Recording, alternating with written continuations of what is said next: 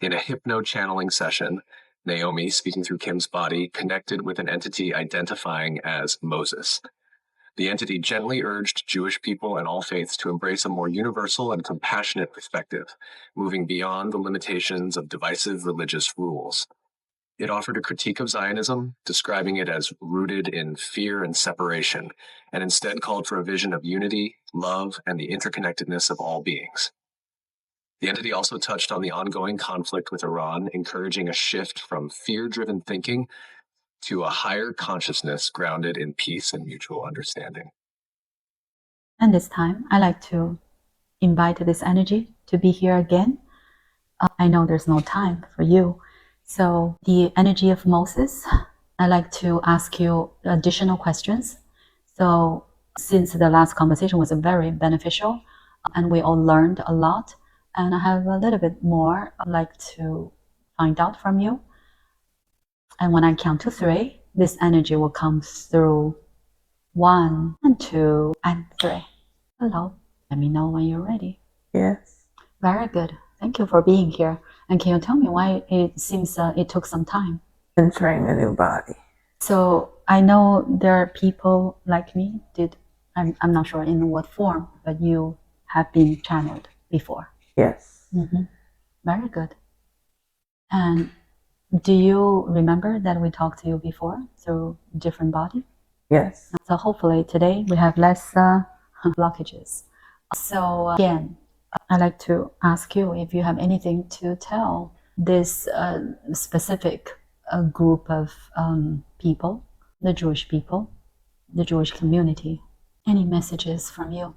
The time is arrived to shift to a more expansive mindset, a more universal standing of consciousness, to break outside of custom, to move outside of structured rules, to realize what aspects of your faith are serving you and what aspects are not, and to leave those aspects that are not behind, to embrace those aspects that draw you closer to other humans, Jews and non-Jews, to embrace those aspects that understand that all of us are part of the one, to embrace those aspects that teach compassion and kindness and love rather than fear, and reject those rules or those concepts that separate you from others, or that cause lines and divisions between you and other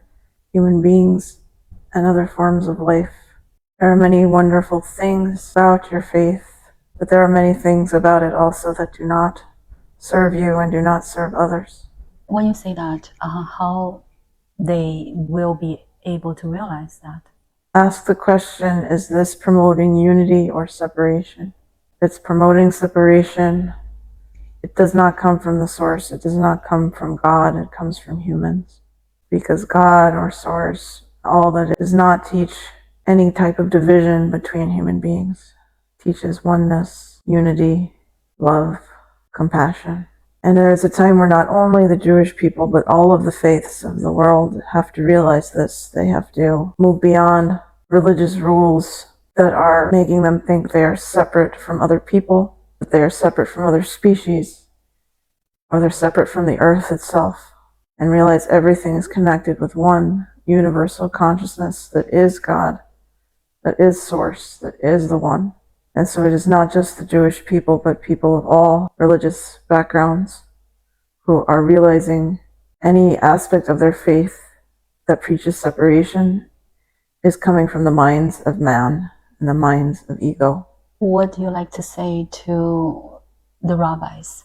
You are leaders in your communities, so you have the ability to influence people. You must firmly instill within them an ethic of love, a realization that God, Yahweh, is love itself, always will be. Love for all human beings, love for all of the planet, animals, plants, earth, non-human beings. If you preach this ethic and faith of love, an ethic and faith of building God's kingdom here on earth, That is a kingdom of inclusivity, a kingdom of sharing, a kingdom of welcoming, a kingdom of altruism, a kingdom of love here and now. That is what will move your communities forward and the communities of all humanity and of Earth itself. So what do you say about the Zionism? It's a doctrine built on fear and a doctrine built on separation. It's a doctrine built on the idea of a certain community being entitled to more or deserving of more than other communities.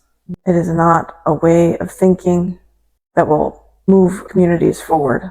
It is a mindset based in scarcity, a mindset based in fear, a mindset based in separation. We need to start dissolving the boundaries between religious groups, realizing that there are not Christians, Muslims, Jews, Hindus, Buddhists. There are just human beings who are capable, all human beings, of communing with God, with Source, with universal love. And we do not need to divide ourselves into these groups. We do not need to fight over land.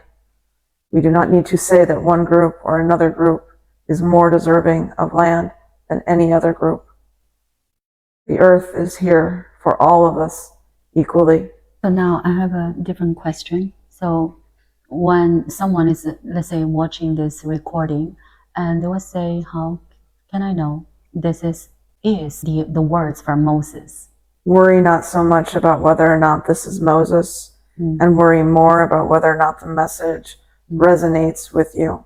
Ask yourself if it seems true, because the messenger does not matter. It does not matter if I am Moses, or if I am Jesus, or if I am Buddha, or if I am Krishna, because they are all the same. They are all messengers of the one Source, the one God, the all. So what do you say to the people in Israel right now when they're having this conflict with Iran?